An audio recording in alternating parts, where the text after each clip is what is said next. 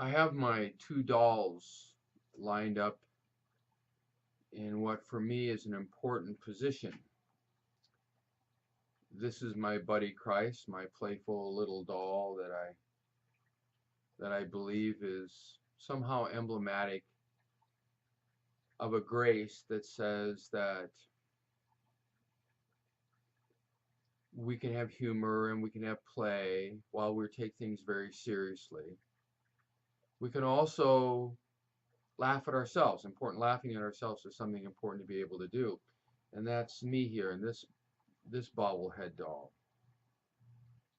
So I put my doll in relationship to Jesus. That is, somehow in my life of faith, in my life of service, it's always about pointing to Jesus.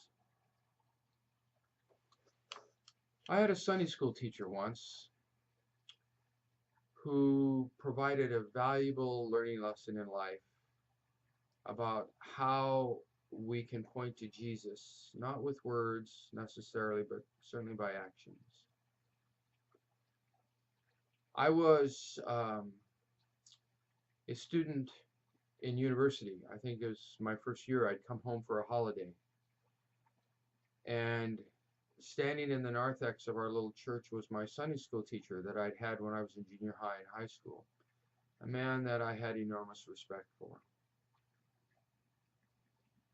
As people were coming into church, this gentleman with his smile and his gracious spirit was reaching out and shaking the hands of people and introducing them to his future son-in-law.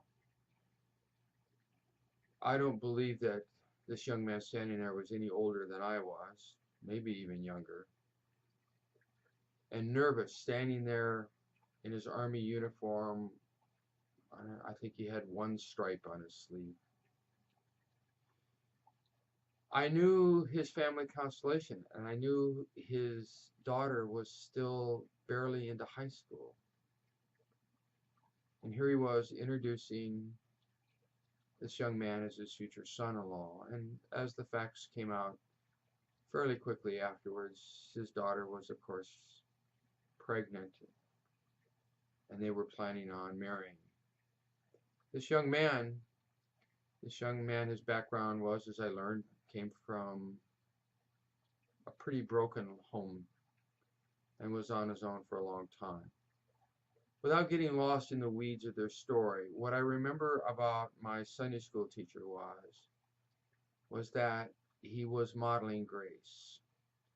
This was his precious daughter, and I know as I thought back later on, his heart had to be broken and he was filled with sadness. Yet at the same time, he was standing above that, and he wasn't trying to hide as would have been more common in the days of my youth. He was out there standing in the light and introducing people to this young man that would be entering into his family. He modeled a grace that day that has stood by me and has reminded me often about what it means to be a child of the light and to move into the light with all our flaws and brokenness. The line that I have for you today is a real simple one. I think I heard it most recently from our bishop, who said something to the effect, we become what we focus on.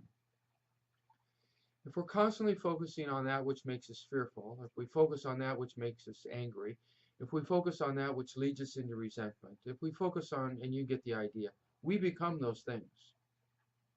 In the life of the church, if people, I've noticed through almost 40 years of public ministry, if all people do is focus on that which will fail, that which will not succeed, where their monies fell short, where we didn't meet a budget, where we didn't achieve our goals, where you can add the list as much as you want.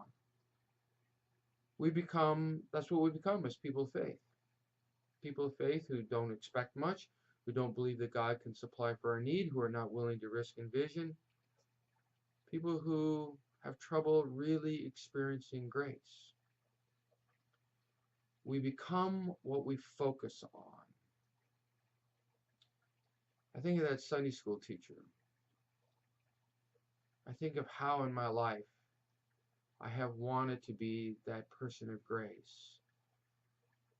So when it came to my own brokenness and failures, it was about coming into the light and trusting in grace to heal me. What about for you? What is it that you focus on? What is it that keeps you awake at night? Or what is it that gives you peace to go to sleep at night? What is it that you focus on that would unwittingly you will become? We get to make a choice. Jesus says, fear not.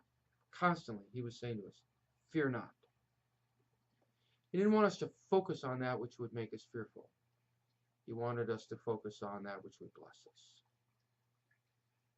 You become what you focus. Hope to see you soon. God bless you.